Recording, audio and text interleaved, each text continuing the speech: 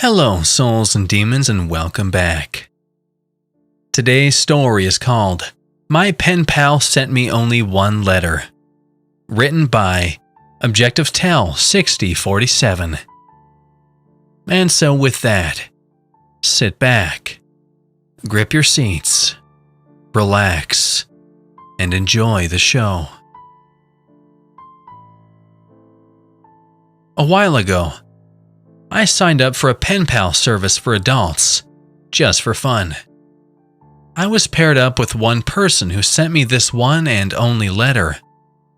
I've tried contacting them, but I've since gotten no reply. It reads as follows. To whoever is reading, I won't give my name in this letter.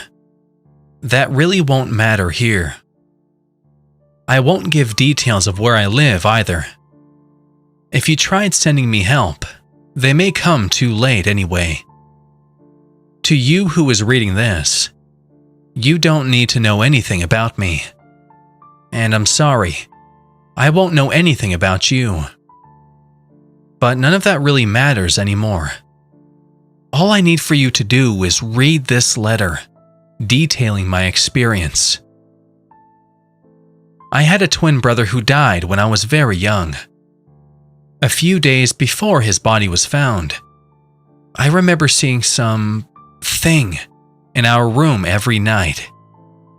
Our beds were placed on opposite sides of our room, and whenever I woke up in the dead of night, I saw some figure leaning over my brother's sleeping form.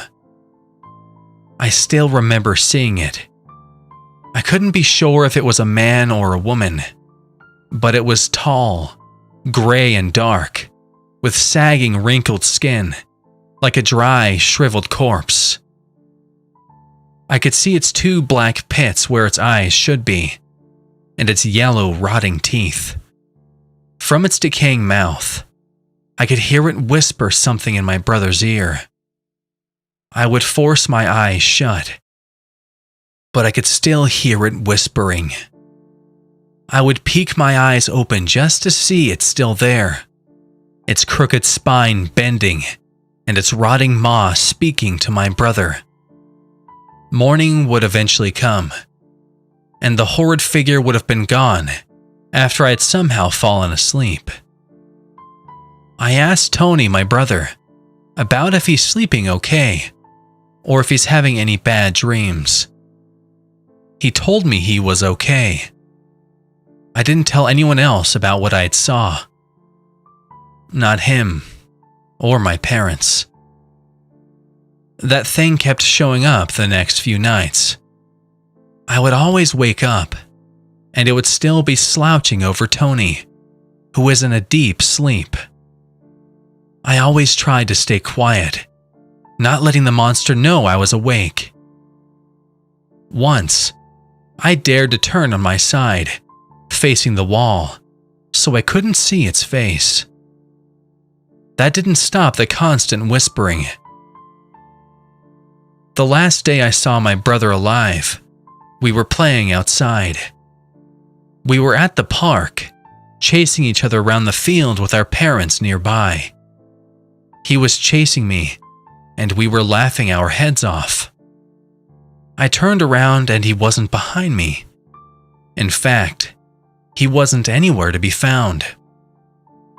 Like he had just vanished into thin air.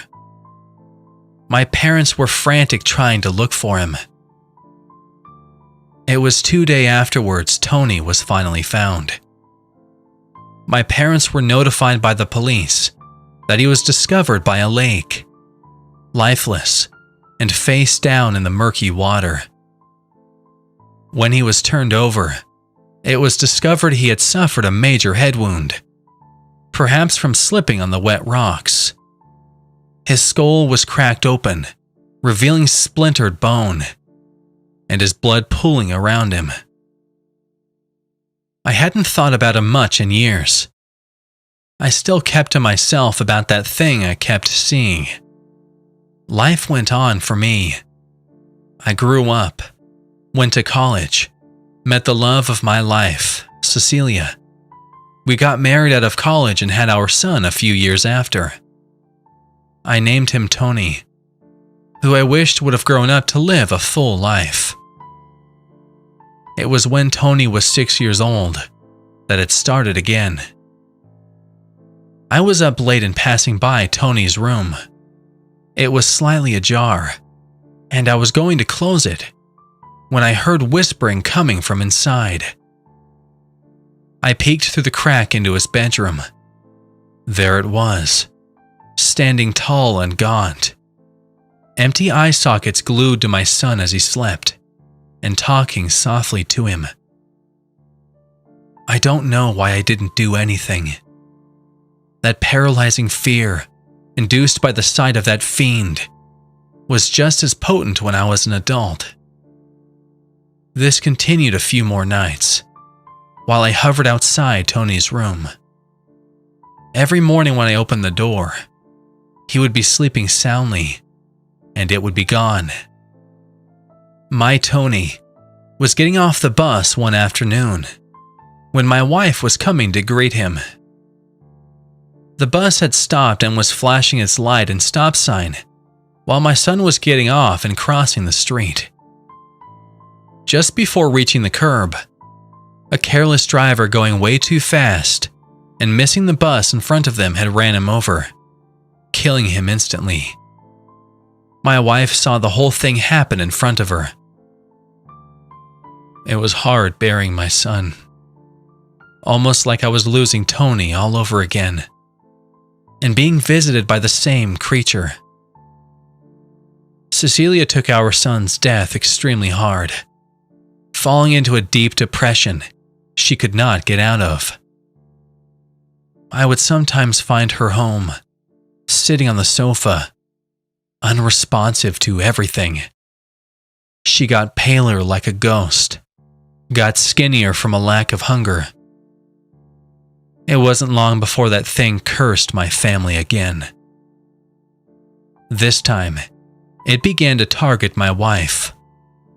I could hear this damned spirit whispering some secret words to my wife, probably about how she will meet her demise. I tried to get her help, but she was too far gone by this point.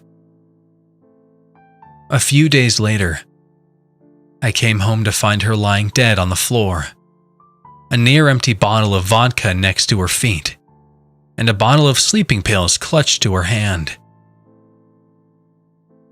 It came to everyone in my life that meant the most to me and took them away. Last night, it finally came to me. I think it knew I was awake, but it still appeared to me in the small hours of the morning. It bent to my face close enough that I could smell its dry, foul breath. The 2 black holes bore into me while I remained still, clutching my covers like they were a shield. I could finally hear the words it was saying in hushed tones. "Your soul will be mine in 3 days."